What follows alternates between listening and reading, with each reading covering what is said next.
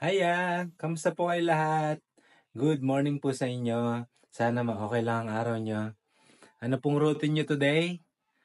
Gagawa kami ng embutido. So, kakauwi lang namin.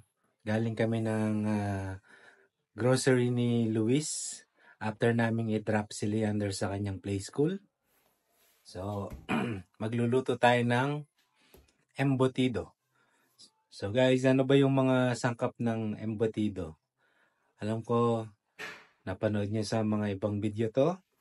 So, siyempre, ang version na to ay version ng Sogbu by LG Kitchen. So, instead na carrots ang ilalagay ko ay capsicum o bell pepper. Ayan. Siyempre, ang pinaka-importante, ang pork mince. Ayan, pork mince. Bumili ako ng 1.5 kilo. So, marami na to. Good for 1 week na. So, pang-almusal, ganun. O kaya pwede rin pang baon. Siyempre, di mawawala ang celery. Ito. Celery. Cheese. Yan.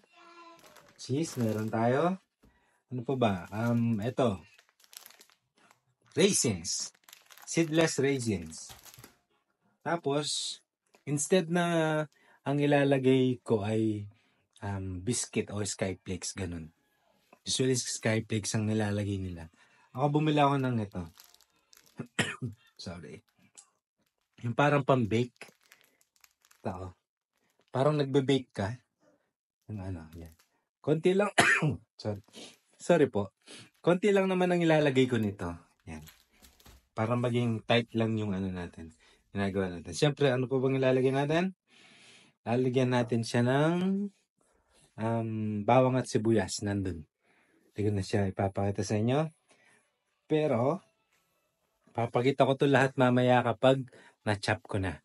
At kung paano siya haluin. Okay guys, paano din siya lutuin? Sorry po. Nalamigan tayo kahapon. Yan, inuubo tayo ngayon. So, ito si Luis. Kumakain siya ng, what's that na? Binilang ko siya ng pizza. Yan, ubos na. Bilis niyang nakain. Yung isang maliit na pizza. Tapos, ginawan ko siya ng gatas. Habang nanonood siya ng TV, ako naman nandun. Nag-aayos ng mga pinamili namin. So, ayun guys. Ihanda ko muna yung ating mga lulutuin, ang ingredients. Chichop ko muna. See you in a bit. No. So guys, ilalagay natin yung ating bawang. Tapos yung onion. Ayan. Onion. Ilalagay natin yung ating celery. Celery, siyempre. Dahil hindi lang pansit ang nilalagyan ng celery, pati embutido. Tsaka yung ating capsicum. Yan. Red at yellow. Siyempre, lalagyan natin yun ng asin. Asin. At ano pa ba? Lagyan natin yan ng paminta. Ground pepper. Ayan. Sino na pong nakagawa nito sa inyo? Tingnan natin kung pareho yung ginagawa natin. Ayan. Tapos, ang ilalagay natin ay ito, raisins. Ako gusto ko yung maraming raisins sa embutido kasi masarap. Siyempre, lalagyan natin yan ng cheese. Yan. Natin yan cheese. Dadagdagan na lang natin ulit kasi ubos na yun. Ito. Oop, ayaw buksan. Natin lang. Yan. Diba? Ang gagawin natin yan, halu-haluin natin. Guys, nakalimutan ko palang pakita na dapat natin ilagay ito. Yan. Yan. Ayun, nakalagay na. Diba? Pampalasa din yan. At alam niya, kung nagtutubig yung karne o yung gulay na nilagay natin, i-absorb niyan.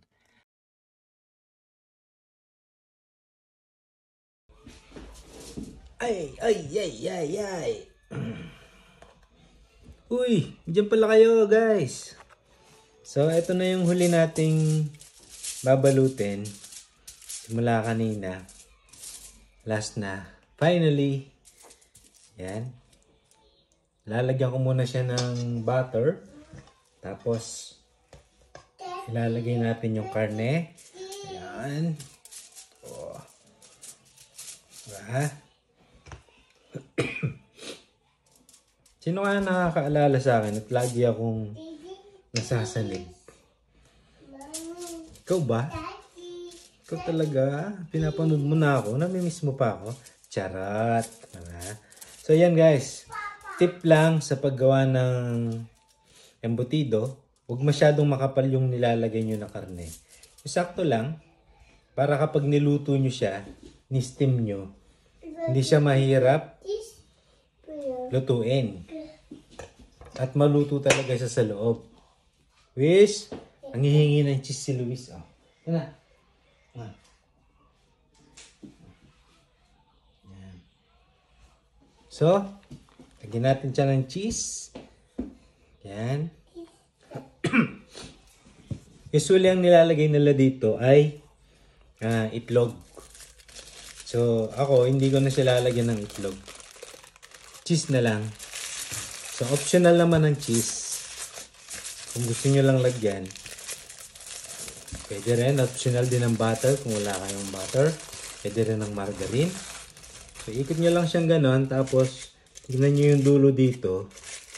I-clamp nyo siyang ganon. O, tapos ikot. Ganon din sa kabila. Clamp. Yan. O, tapos ikot. Ganon. So, time na para ikutin nyo lang siyang ganun guys para mag-lock siya. So, time na para steam na sila. So, ilalagay na natin yung ating steamer. Oops. Okay. So, yung isa, nandito. Kunin lang natin. Oops, sorry, magalaw yung camera. Kasi, hinahawakan ko lang siya. Ayan. Ano ba? So guys, welcome back. After 60 minutes, eto na siya. Pinatay ko na yung apoy. Pakita ko sa inyo. Ayan. Ayan. Oops. Bango. So, hindi ko muna siya tatanggalin doon dahil mainit pa. Safety first, syempre. So, hayaan muna natin siya lumamig ng konti. Tapos, pwede na siyang i-rep. Pwede nyo siyang pang-almusal, ganun. Kayong bahala kung anong gusto nyo. Tapos mamaya, nagpiprito ako, papakita ko sa inyo yung finished product natin.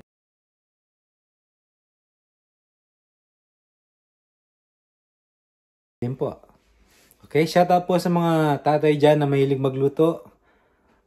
Sa mga chef, shoutout po sa inyo at sa mga nanonood. At sa mga kapanood at nanood na ng video na to, hello po sa inyo. Salamat po hanggang sa muli. Bye-bye.